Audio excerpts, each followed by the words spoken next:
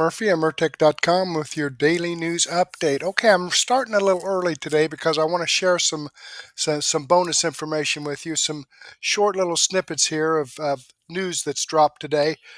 But here we are on September the 30th, last day of the month, in their year of our Lord 2025. So let me just jump over here and share these little snippets with you.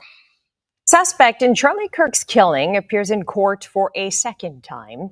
A largely procedural hearing today formalized the defense team. The judge set some expectations as the case moves forward.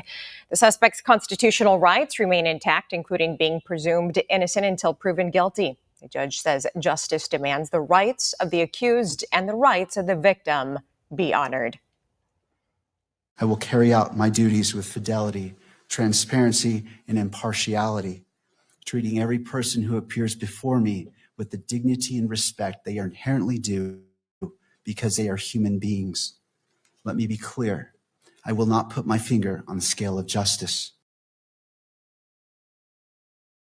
The proceedings will be open to the public. The next hearing set for October 30th and the 22nd. 22-year-old will appear in prison. And we know that you can't comment on legal cases pending, but as Sonny said, you know, the ruling yesterday about ICE raids, I'm just curious, how are they going to know who is who? Read my dissent. Where can people find these dissents? Because I think people always think they're not available to regular folks. Actually, no. Is there a place to have Online. Online. You search online the way you search anything. The Supreme Court's decision yesterday. You can start there. Yeah. All right. Sotomayor dissent yesterday. Nome, that's one of the names in the case. The Nome Supreme Court decision. Search bar, it'll pop right up. Oh my The Supreme God. Court website, supremecourt.gov, has all our decisions immediately when they're issued. So you don't even have to wait for They keep defunding the Department of Education. How is going to be reading these dissents? She did everything but just say, there's this thing called Google. Yeah, right. There's this thing called the internet. Right. You should look it up. You can find all of these things and look for it and search for it. That was embarrassing. It was truly embarrassing. It just shows you that none of these women are equipped to be in a forum like that. Everyone, how do we feel about cotton as decoration? I think it's beautiful. I think We it's feel really fine. Personally, pretty. for me, I'm it fine with doesn't it. feel great. It doesn't feel great, really? So actually, it feels like no polish remover cotton, natural. The fact that a cotton plant makes her uncomfortable, and then yet she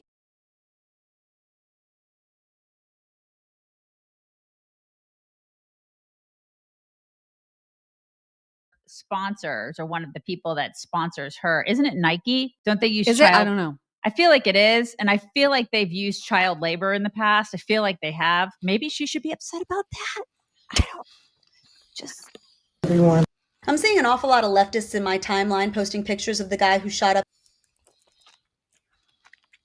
and burned a Mormon church on Sunday, claiming that he was a Trump supporter, and so somehow Republicans are responsible for what he did. Let me break down this bit of idiocy right here, okay? It does not matter if you voted for Donald Trump or Joe Biden or Kamala Harris or freaking Daffy Duck. That's not what makes something political violence. It is political violence when you murder somebody over politics. Charlie Kirk was shot to death by a leftist because of politics.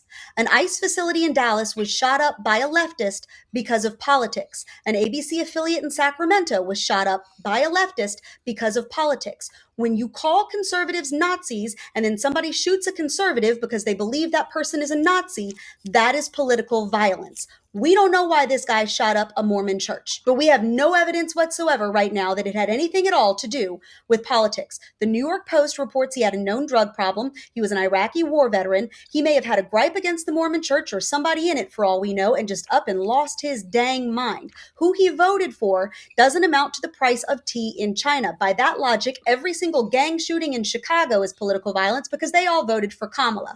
But what this tells me is that leftists are looking for any straw they can possibly grasp to deflect from the epidemic of left-wing violence in this country so that Democrat politicians and the media can continue to incite it. Not only are we rebuilding our great strength, but for the first time in years, my administration is actually using that strength to defend the core and vital interests of America. And very simply, we are putting America first. And I have since I've been elected. I've always put America first. Not only are we rebuilding.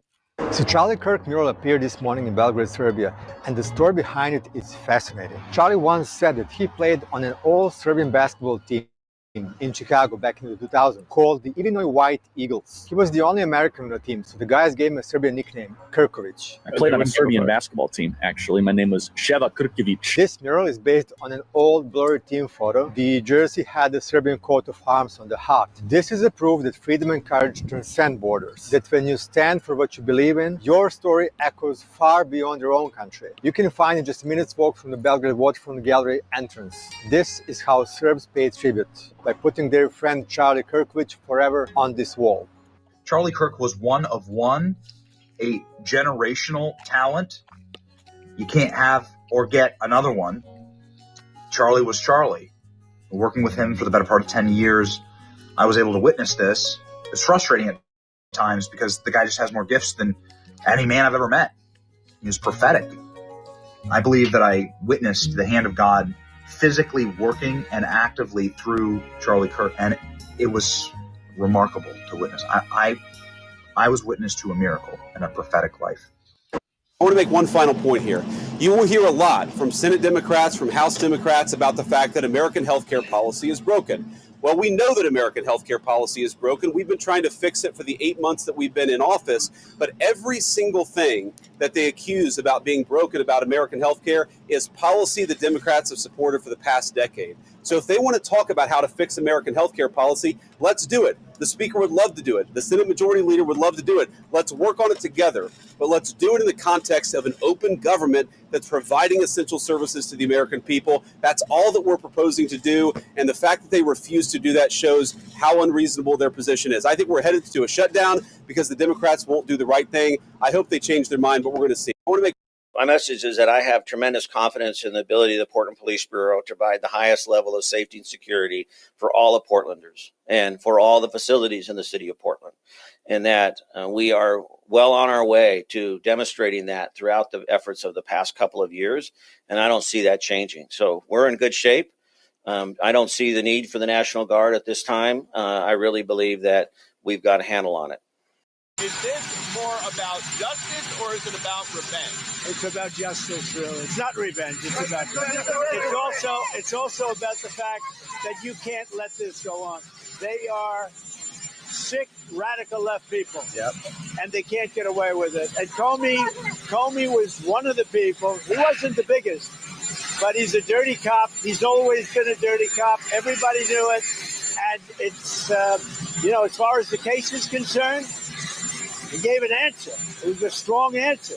He then verified it a couple of times because that was a very important answer. If he would have equivocated, if he would have been like a little bit less sure, that would have been very bad for him. So he gave an answer. The only problem is for him, he didn't think it'd be caught. And he got caught, Peter.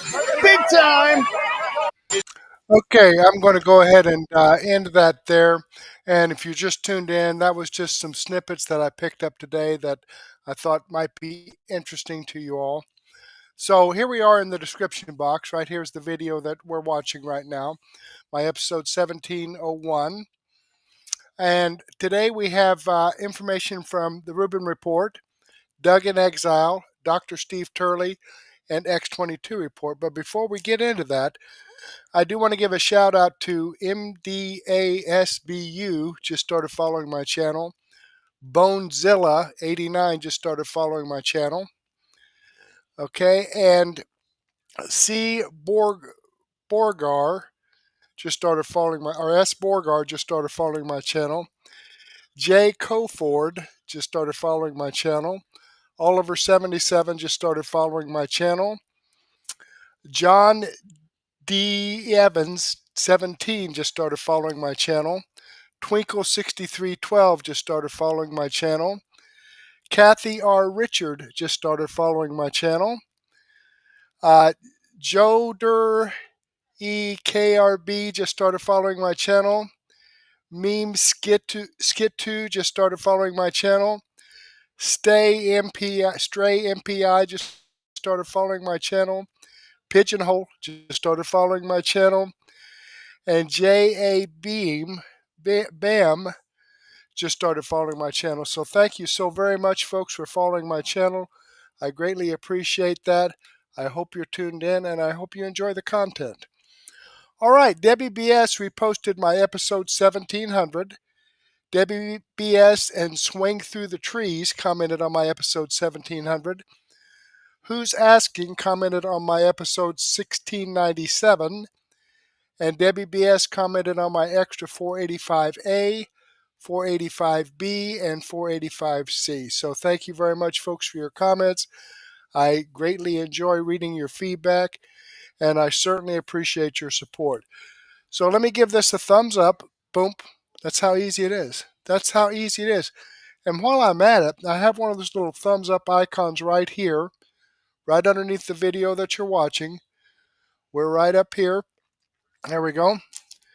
So if you could slide down, scroll down, and give me a thumbs up, that would be fantastic. Okay, let's get into this. Rubin report. Host stunned by J.D. Vance's brutally honest reaction to James Comey question. Okay, I can believe that. Let's see what they have to say.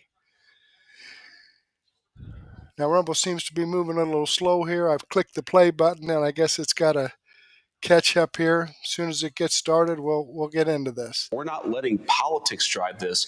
We're letting the requirements of the justice system and the law drive this. Former FBI Director James Comey has now officially been indicted by the Department of Justice. Let's dive in. This from Fox News. Former FBI Director James Comey was indicted by a grand jury on 2 counts, alleged false statements within jurisdiction of the legislative branch and obstruction of congressional proceeding, Fox News Digital has learned. Comey will reportedly turn himself in on Friday, and his arraignment is set for 10 a.m. October 9th in Alexandria Courtroom 600 before District Judge Michael Nachmanoff. Fox News Digital exclusively reported in July that Comey was under criminal investigation by the FBI. The probe into Comey centered on whether he lied to Congress during his September 30th, 2020 testimony about his handling of the original Trump-Russia probe at the FBI, known inside the Bureau as Crossfire Hurricane. The indictment also alleges Comey made a false statement when he stated he did not authorize someone at the FBI to be an anonymous source. According to the indictment, that statement was false. Okay, so I want to do like 20.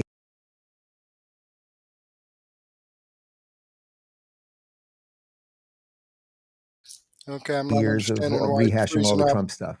Here's the basics. The basics are we now know that the Obama administration, through Comey and several of these other guys, Andrew McCabe and others, likely John Brennan, that they basically fabricated the entire Russia hoax. The mainstream media ran with it. They laundered the lies into the New York Times and everything else, which ultimately led to Donald Trump's the first round impeachment. It then led to many of the court cases. It led to them trying to put this guy in jail, being unable to do business in New York. All of these things were connected, right? If you're looking at the abuse of power, the actual power structure did everything, threw in the kitchen sink to destroy Donald Trump.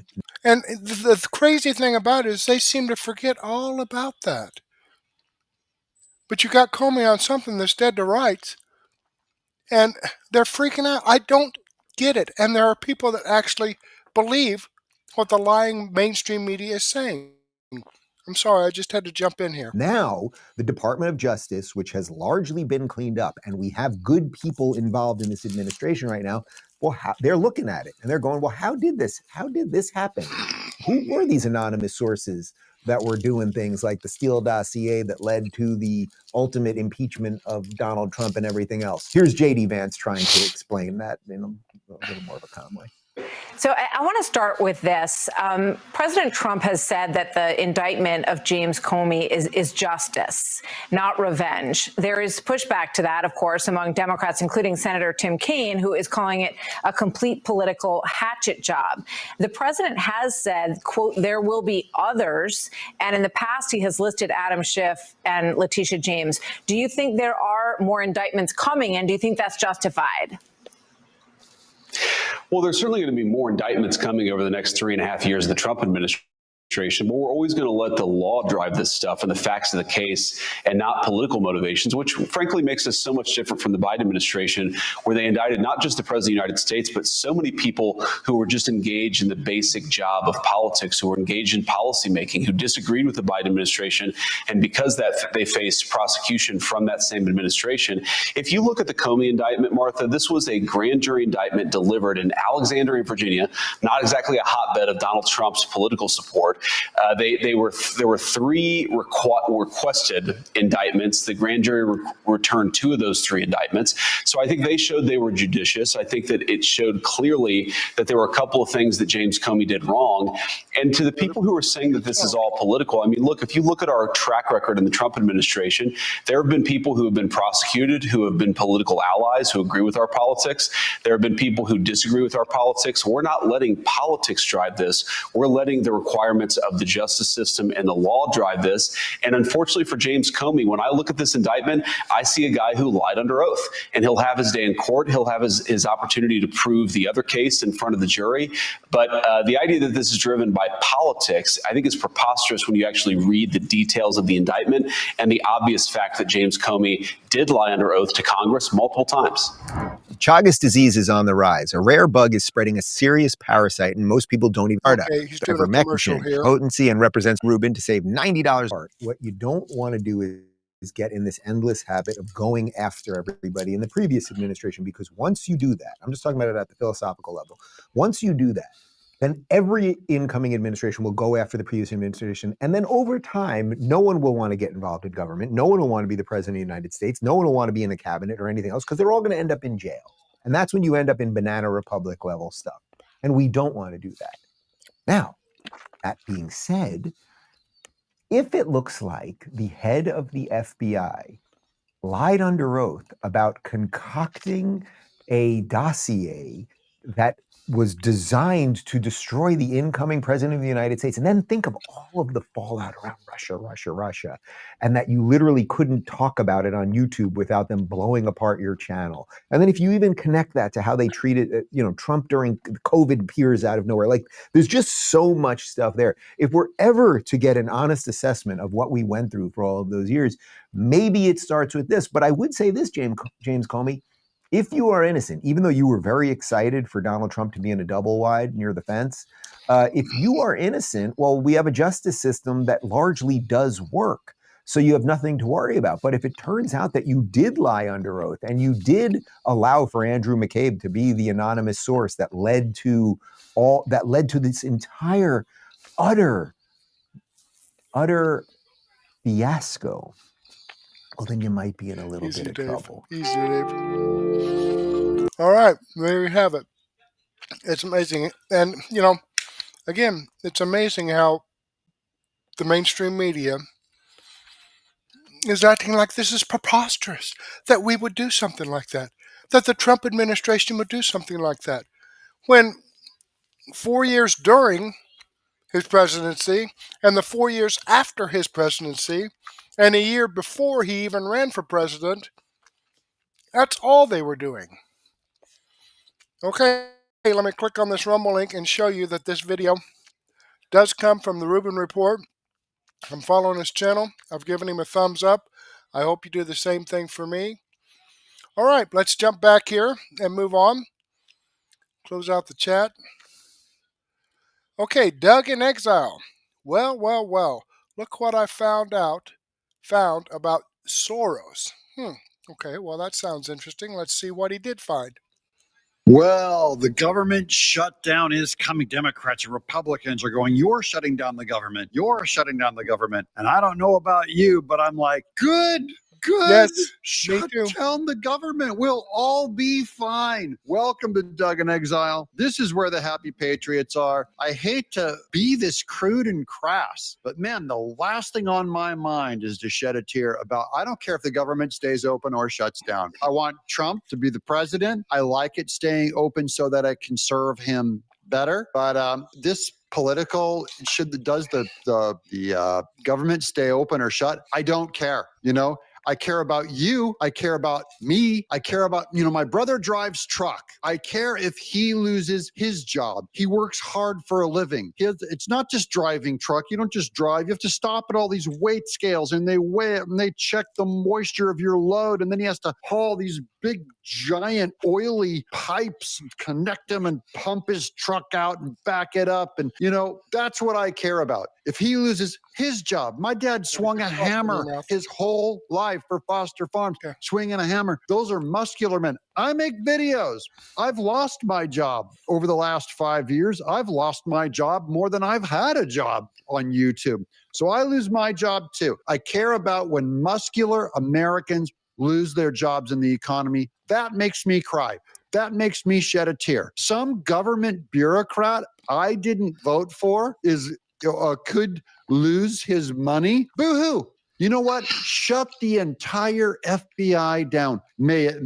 Let it go away forever. Department of Education, wipe it out forever. The IRS, wipe it out forever. I wouldn't cry at all. You're too big. You're too big. When they shut down the government, I think about 3/4 of those jobs should never even come back. Okay, rant over. Okay, let's get to George Sorros. Because the Democrats, so I'm only saying it's politics. Democrats and Republicans are going to blame on each other. And so I'm with the Republicans and I blame the Democrats. I want them to look bad. I'm against this shutdown only because the Democrats seem to want it. And if it was the shoes on the other foot, I would want the shutdown on the Democrats there. I am politicizing it. I'm admitting it, and I'm telling you the truth. I don't know who else will tell you the truth in public media. I might be the only one. One thing where we know they are not telling you the truth is George Soros. Look, here's a post from the White House. Tell it like it is. Democrats are going to inflict massive pain on the American people because radical left-wing groups are demanding a government shutdown. So that's the White House and Trump. They're doing their side of it. This is what you do. You say the Democrats are trying to harm Americans. Well, I'm fine with that. I'll carry that message right along with you, buddy. Yeah, get those Democrats. They're trying to harm us. Soros-backed leftist group behind campaign to force government shutdown. Lo and behold, it's all funded by a Democrat, a satanic, decrepit one,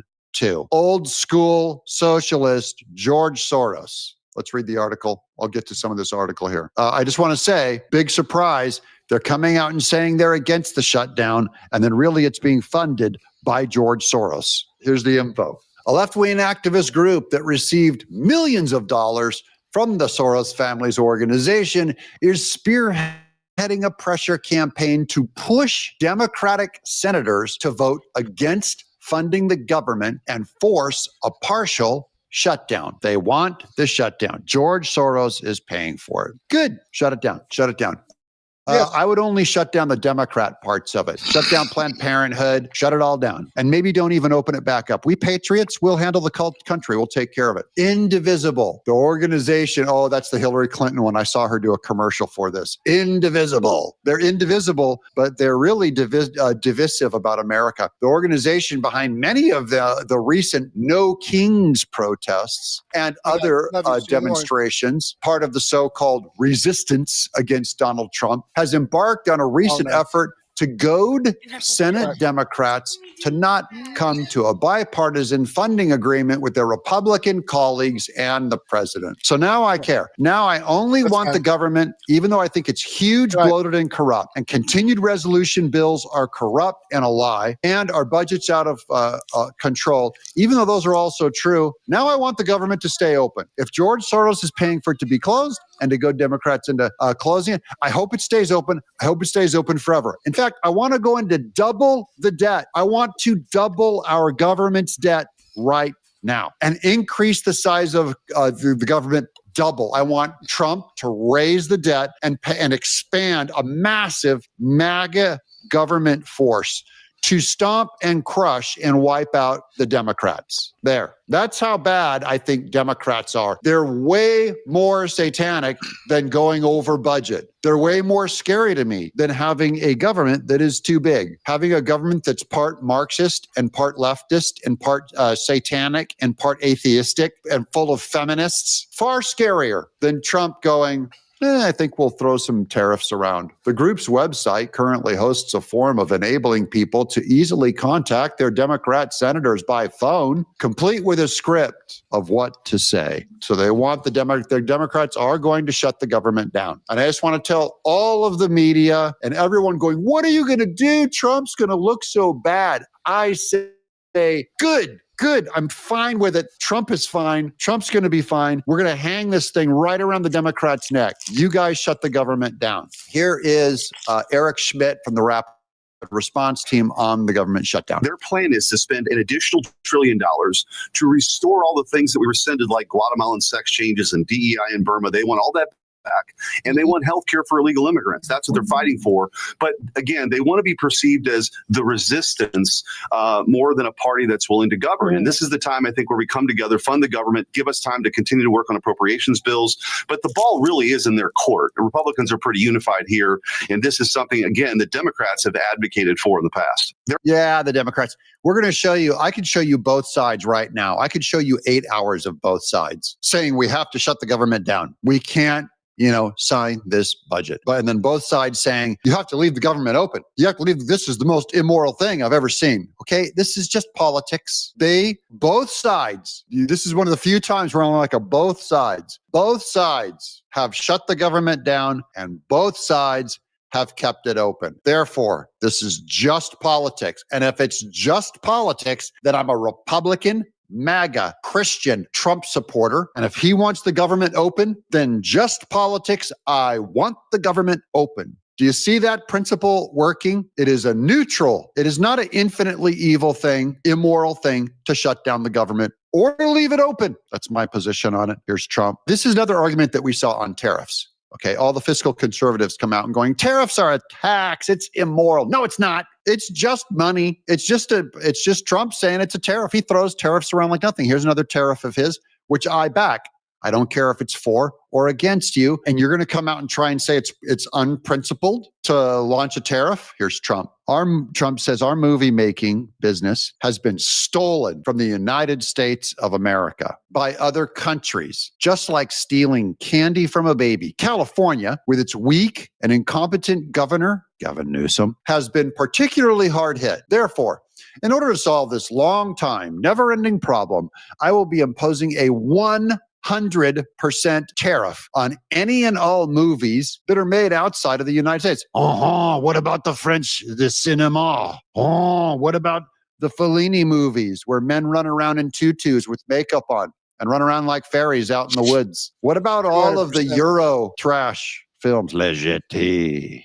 100% tariff on movies made outside of the United States. Sorry, Canada. Thank you for your attention on this matter. Make America great again. So my only question now is, because this is Trump really letting Gavin Newsom have it. Will Gavin Newsom hate Trump so much that he goes with the Democrats and fights this tariff to destroy the film industry in Los Angeles? How much do Democrats hate Trump in Hollywood and out in New York and all the film festivals being made out in Georgia? How much do Democrat actors, writers, and directors hate Trump if they're against this tariff that might save their industry? They hate him so much they're going, Trump, we hate Trump so much. You stop this tariff and you destroy my industry of Hollywood so I can't work anymore and you get those jobs out to other countries. That's what I'm saying. Okay, I'm going to go ahead and pause that there. He's kind of on a rant today. But yeah, getting back to shutting down the government, that's what you heard there, that one clip. I believe it was from CNN. But what he was saying is right. The Democrats want, I believe I heard $1.5 trillion added to the spending bill so that they can continue to pay for free medical for illegal aliens. You know, there's a lot of Americans that don't have decent medical coverage. but they want to pay for illegal aliens' housing, food, medical, education, phone. And that's what that $1.5 trillion is that they want added back into the budget, because that was kind of dropped out. Unfreaking believable. And folks, I'm sharing this with you, and I'm asking you to share it out with others. Because, if the government closes down, I haven't heard any different on that. It's supposed to be midnight tonight. Not that, I've been through government shutdowns before. Hasn't affected me a bit. I'm retired. I'm on Social Security. My Social Security checks never stopped. My pension checks never stopped. And unless you work for a specific department within the government, it hasn't affected you either. Okay? So, excuse me, I'm with Doug. Let us shut down. Okay? But the mainstream media and the Democrats, the sky is falling, the sky is falling. That's why it's so important that we get this information out. So please share this with your friends, contacts, and family members. Okay, this video does come from Doug Tindapel. Doug in Exile. I've given him a thumbs up. I'm subscribed to his channel. I hope you do the same thing for me. Okay, jumping back here. We got a snippet here from Dr. Steve Turley, professor fed up with students after defending Charlie Kirk's murder. All right, let's take a listen to this. This is Professor Sam Richards. He is a bit of a rock star progressive on Penn State University, and yet something seems to have happened to the good professor in the wake of Charlie Kirk's assassination. The day after he was gunned down at a university, this Penn State professor stood before his packed classroom of several hundred students with a dire warning and why we might be closer to civil war than anyone wants to admit. What happens next? Okay, now what? Where are we going? And it led me here. Violence or the threat of violence against civilians to achieve some political goal. So 9/11 is terrorism. What happened yesterday, the killing of Charlie Kirk, is terrorism. So, what's going to happen next? Where are we going to go? I have my own thoughts. I'm of a different generation. I want to hear your thoughts. Well, let's just say he asked for it. Do you have? I do. I think another fear is maybe someone taking it upon themselves to handle his unfinished business, because I'm sure a lot of people that supported Charlie Kirk feel like, oh, he's gone too soon. He wasn't done. Like the things he was pushing, he was making change. Other people may feel the need to echo him or carry on the rhetoric he was pushing. And I don't think that's beneficial at all. Absolutely astonishing. Now, you see, this is what is technically called radical perspectivalism, which is just a fancy schmancy way of referring to a collective point of view that assumes that that perspective represents the whole of reality, particularly moral reality. So radical perspectivalism is a moral absolutism that cannot entertain any other possible moral perspective other than its own. So radical perspectivalism conflates one's point of view, particularly one's moral perspective, with a totalizing picture of reality. And so if anyone diverges from that point of view,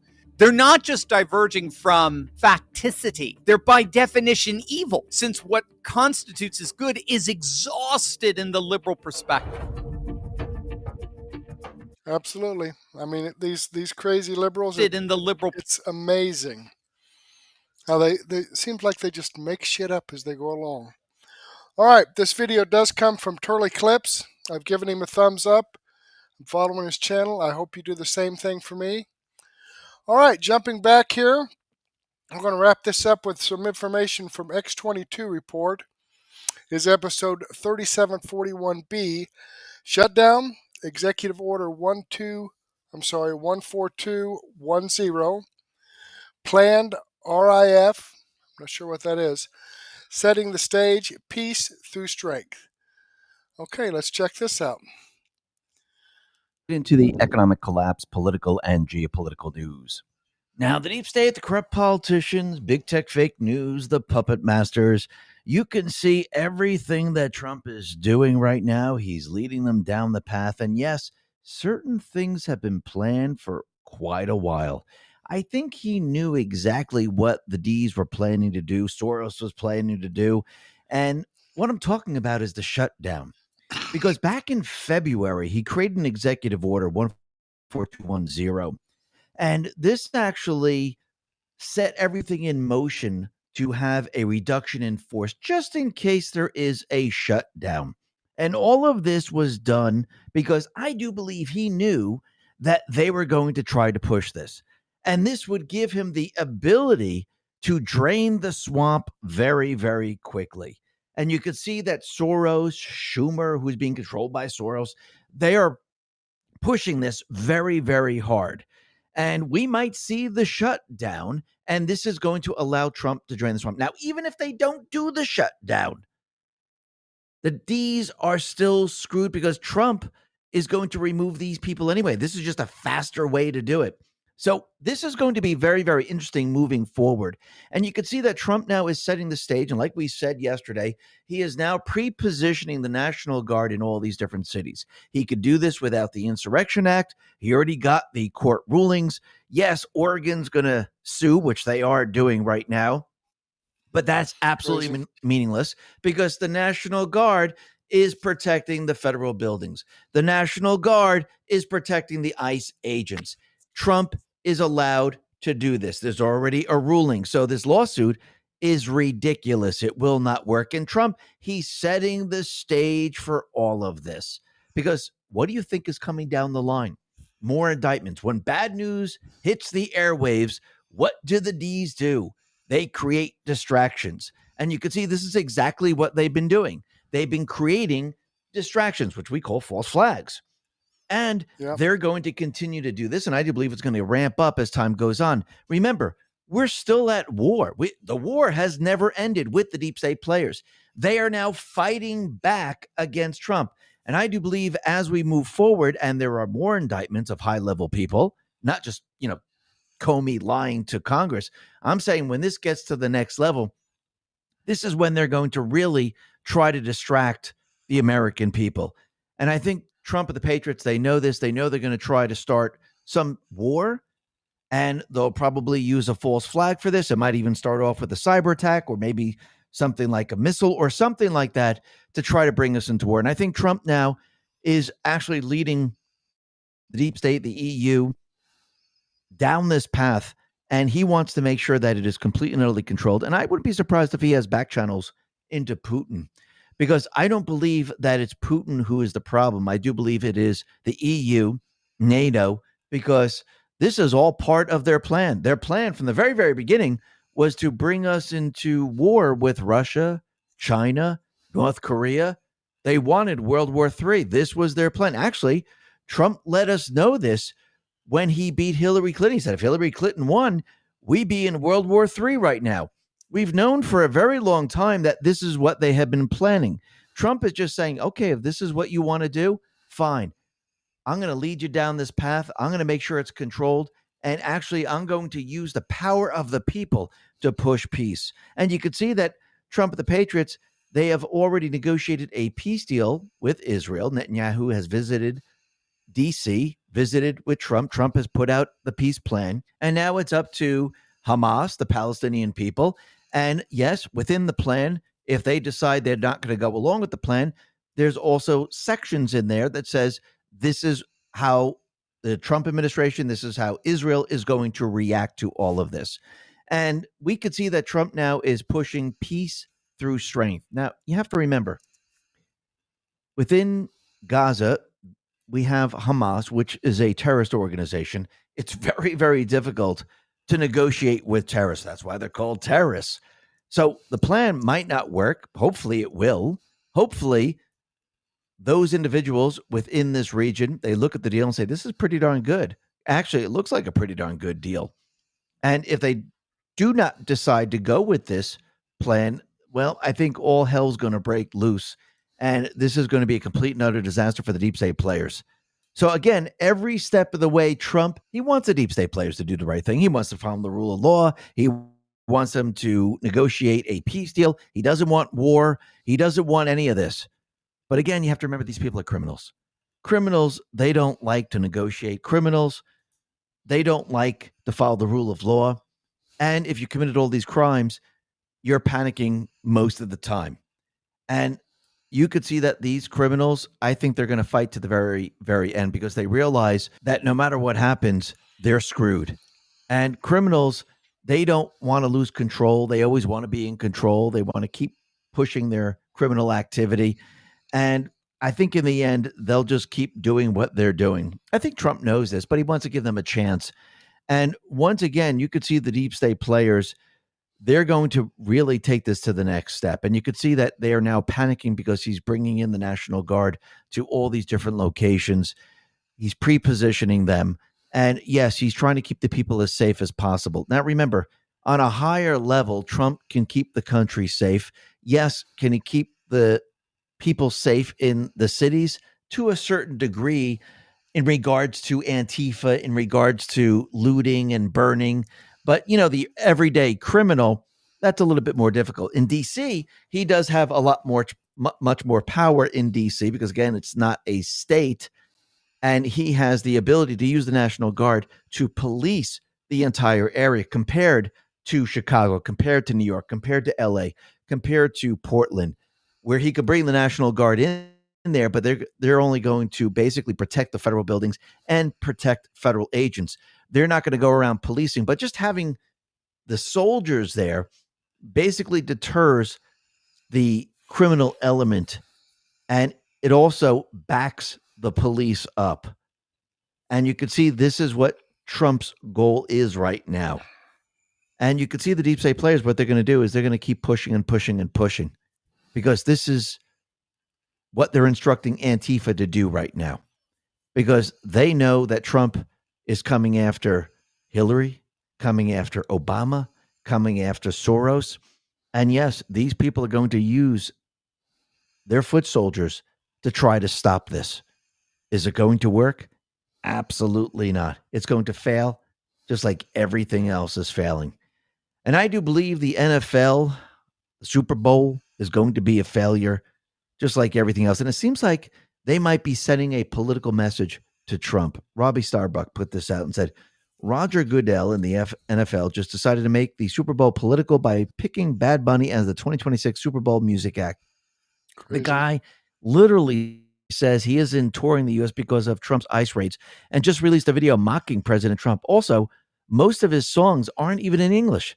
This is not a pick designed to unite football fans or let people just enjoy the show. It was a pick designed to divide fans, and no doubt Bad Bunny will find some way to push a woke message. Are NFL owners in on this idiocy, or are they just culturally that disconnected from reality and how Roger uses the NFL to push left-wing social issues? Is it that hard to pick a unifying music act who doesn't want to peddle woke propaganda? Does this guy really scream American football to anyone?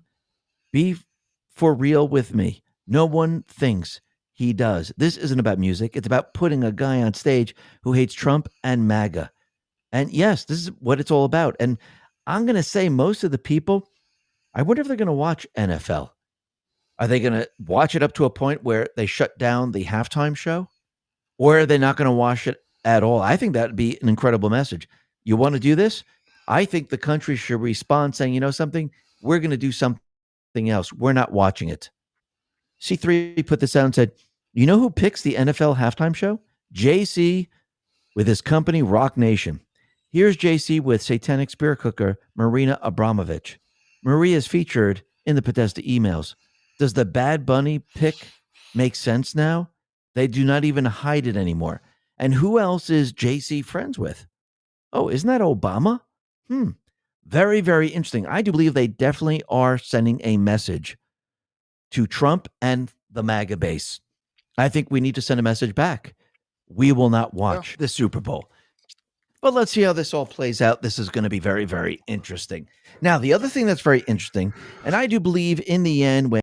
Now, I just want to pause this here for a moment, folks. Okay, and, you know, I've been a football fan. I played football in high school, okay? Been a football fan.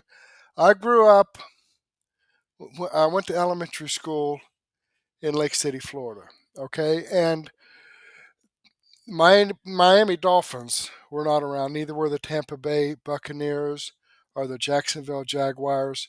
I mean, there were a lot fewer football teams around when I was that age. We're talking back in the 60s. Okay, the TV station that we had that played football games or showed football games, they had their choice because I think the Miami Dolphins might have been around. But one network had the Miami Dolphins, which was AFC, and the other network had the NFC, or National Football League and American Football League at that time. So that station had the choice of the Dallas Cowboys, I believe, or the Chicago Bears. So they showed all the Dallas Cowboy games. And I grew up watching the Dallas Cowboys. They were my team. Okay, even though I was from Florida, moved here to Indiana. Of course, we didn't get the Colts here in Indiana until about 80. I'm thinking 89, somewhere along in there, 90 maybe. That the Colts moved from Baltimore to Indianapolis, but I was still a Cowboys fan. Okay, I eventually started backing the Colts. It was great when Peyton Manning went to the Super Bowl and won that, but the Dallas Cowboys have been, to the Super Bowl more times than the Colts have ever been. But when they started kneeling, Kaepernick started kneeling, and other players started doing it too at the national anthem, because the United States is so unfair that these football players make millions of dollars a year. That's when I stopped watching football and the Super Bowl. So, it's no skin off my teeth who they have at the Super Bowl halftime show, because I'm not going to watch it anyway. When they start screwing with America, the land of opportunity where they can make millions of dollars by playing a game, that's when I'm done with them. Okay, I hope we can get this started here. Back, so I hope I didn't screw this up by pausing it here in the middle of the... Is it that hard to pick a unifying music act who doesn't want to peddle woke propaganda? Does this guy really scream American football to anyone? Be for real with me. No one thinks he does. This isn't about music. It's about putting a guy on stage who hates Trump and MAGA. And yes, this is what it's all about. And I'm going to say most of the people, I wonder if they're going to watch NFL. Are they going to watch it up to a point where they shut down the halftime show? Or are they not going to watch it at all? I think that would be an incredible message. You want to do this? I think the country should respond saying, you know something? We're going to do something else. We're not watching it. C3 put this out and said, you know who picks the NFL halftime show? JC with his company Rock Nation. Here's JC with Satanic Spirit Cooker Marina Abramovich. Maria is featured in the Podesta emails. Does the Bad Bunny pick make sense now? They do not even hide it anymore. And who else is JC friends with? Oh, isn't that Obama? Very, very interesting. I do believe they definitely are sending a message to Trump and the MAGA base. I think we need to send a message back. We will not watch the Super Bowl. But let's see how this all plays out. This is going to be very, very interesting. Now, the other thing that's very interesting, and I do believe in the end, when everything is right and the optics are really good, when we're really indicting the upper level of the deep state players like Obama, Hillary Clinton, Sorros, and the rest. And yes, there's going to be a lot of other individuals. I do believe at that point in time, we're going to start to see the Epstein information come out, and we'll probably see other information come out.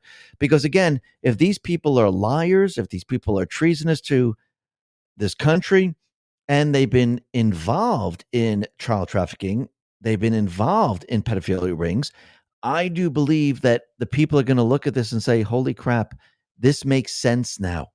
This all fits, and we could see that, yes, if they're treasonous and if they're liars, they can also do these things.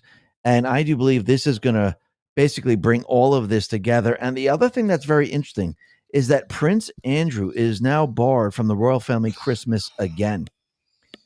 And what's very interesting about this is we know that he has been dealing with Epstein. He stayed with Epstein in New York. And yes, we know that most likely he was involved in pedophilia or something else. So the edict comes after another scandal surrounding the Yorks, this time concerning the Duchess's decision to maintain contact with Jeffrey Epstein following his conviction for sex offenses. It emerged she had described him in an email sent in 2011 as a steadfast Gennaro and supreme friend. Newly released documents show that Duke visited Epstein in Palm Beach, Florida, while on a taxpayer-funded visit to New York. The prince went on the May 2000 trip to promote a $250 million fundraising campaign for the National Society for Prevention of Cruelty to Children. And while they're doing this, it's always the opposite of what they're actually pushing. So this is very, very interesting, but let's see how this all plays out. Now, the other thing that we could see is we know the deep state players, they have been pushing their agenda to remove the weapons from the people. They've already done it in UK. They've done it in New Zealand. They've done it in Australia. And look what's happening out in the UK. They're already pushing the digital ID. Now, eventually what's going to happen as people get the digital ID, they will be completely and utterly controlled. Now, of course, in the beginning, they're going to tell you, no, that's a conspiracy. We're not doing anything like that. We just want this because this will enable you to work because we have so many illegals in the country and we will know who a citizen is. And eventually what's going to happen is this will then be your ID for everything. If you log on to the internet and you say something wrong, you are shut down. If you're out there protesting, they will get your ID. They will shut down your bank account, actually from the top using central bank digital currency. If you're not doing something that they want, they can shut down your electronic devices or your electronic car via your digital ID. Well, even right now, folks, in Great Britain, England, if you post something on the internet that offends someone, you can go to jail for that. Okay, they don't just shut you down, they'll put your ass in jail. It's amazing. This is what it's going to be used for. And the only way to introduce something like this is you got to make sure that people can't fight back against the tyrannical government that has the weapons. So first you got to take the weapons away, which UK has done, Australia has done, New Zealand has done, and now Canada is trying to do. They tried to do it here in the United States, but I think our founding fathers were very, very smart, saying, no, we have the right to own a weapon, to bear arms, which means to carry any weapon, not for hunting. That's a lie that the D's put out there.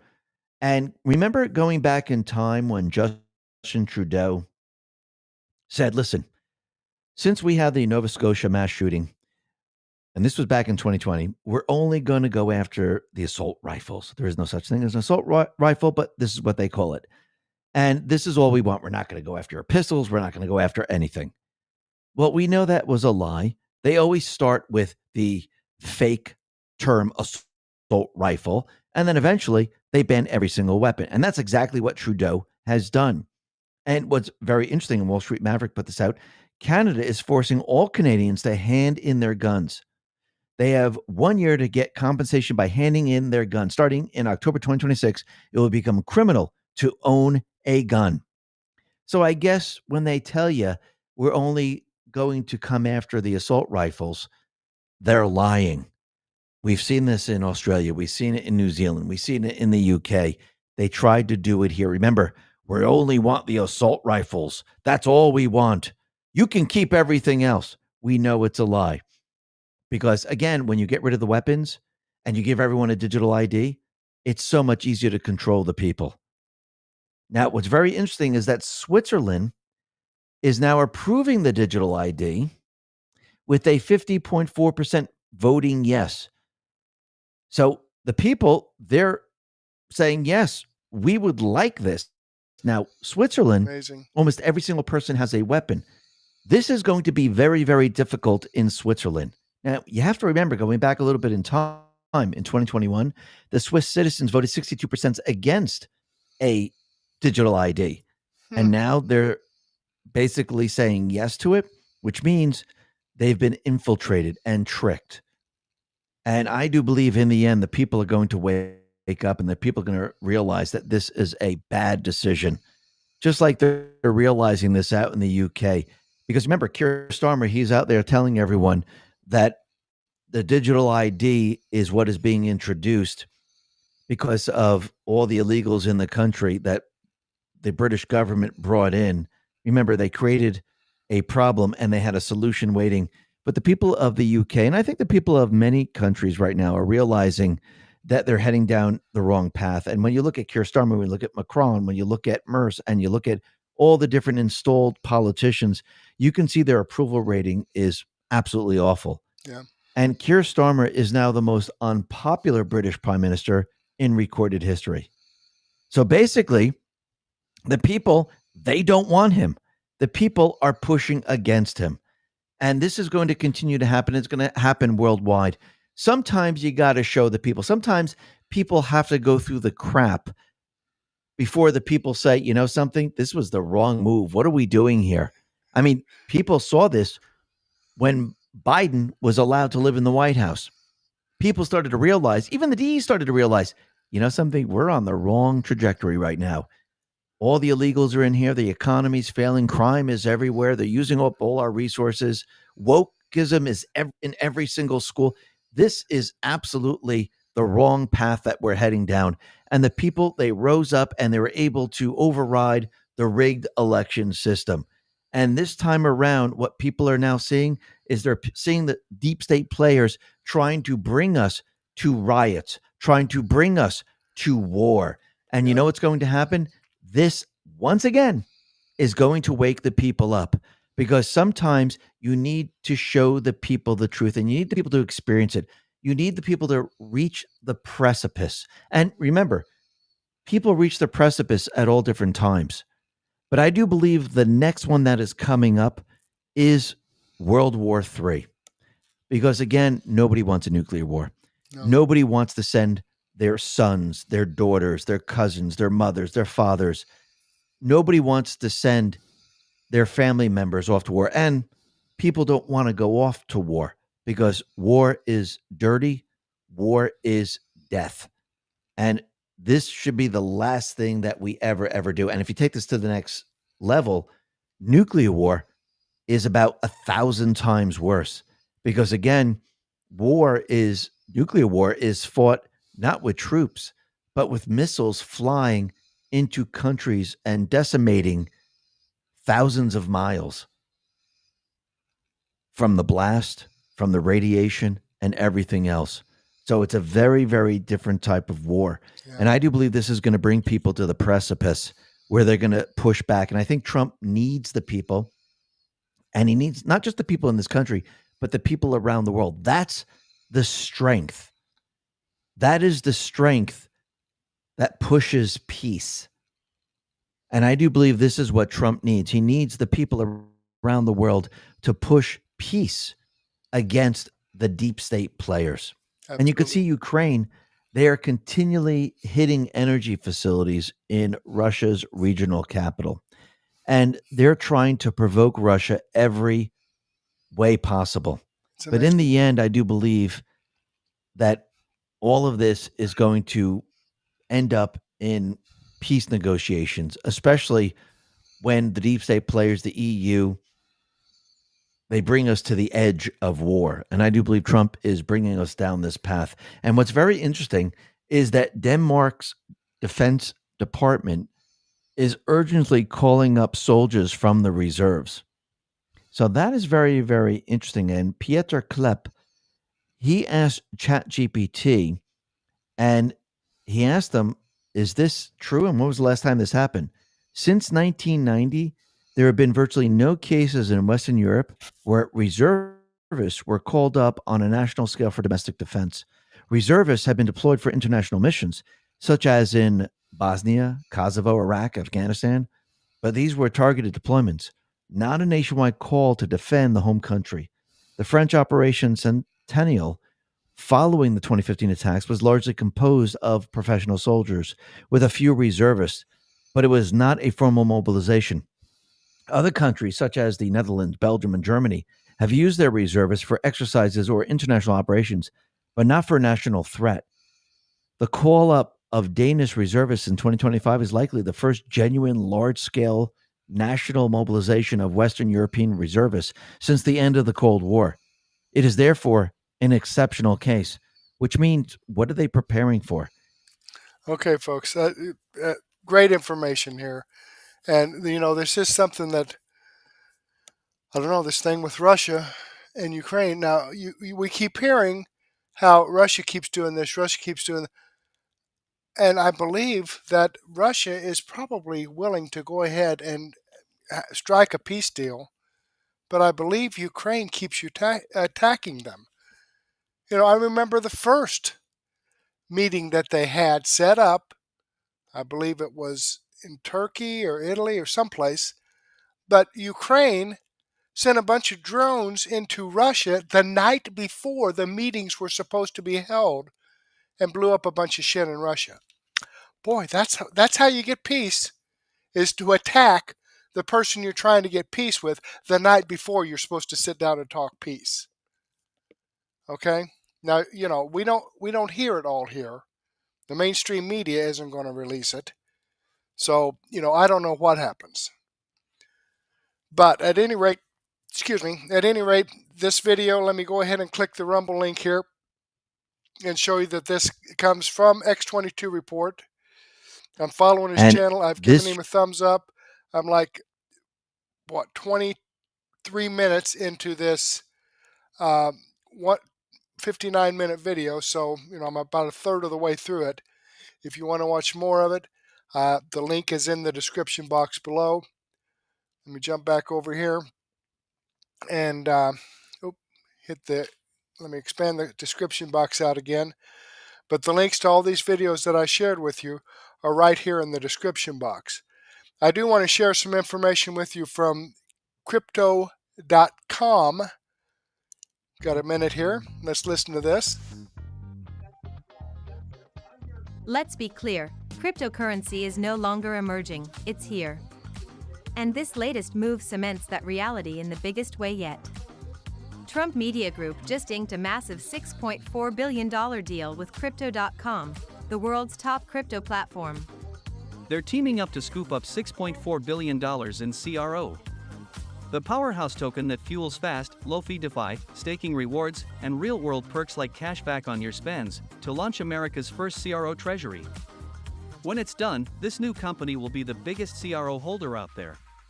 Want in on the action? Head to Crypto.com today and grab some CRO. Let's make crypto great again.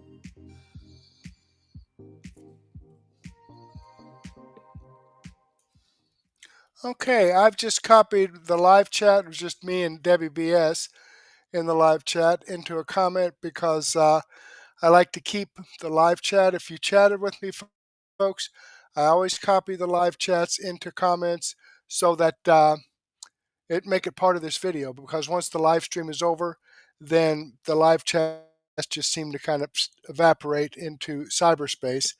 But at any rate, let me remind you again that these videos that I shared with you come directly from the producers. I even have the link to the producer's channel, like right here. The Rubin Report is the producer of this video. The link to this channel is, you click on it, and it's going to take you to, oh my goodness, the Rubin Report. Isn't that amazing? It's kind of like magic, actually. Yeah, it's kind of like magic. So getting back here,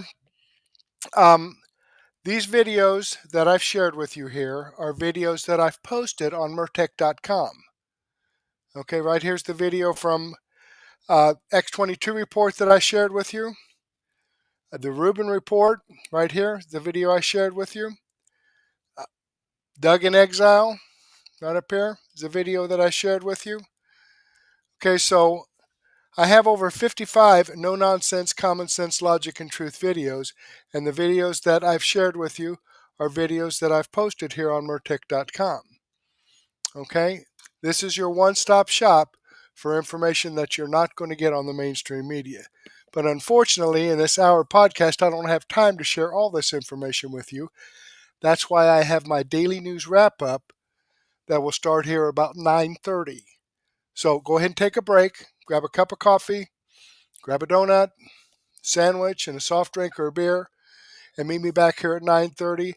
I have over 70 videos in my playlist already of information that's dropped all day long, so you can come and listen to the truth rather than the lies and propaganda from the mainstream media and deep state swamp. But as for right now, I do want to thank you for being here with me, for spending your time with me. Hopefully, I'll get to see you again later, and may God bless.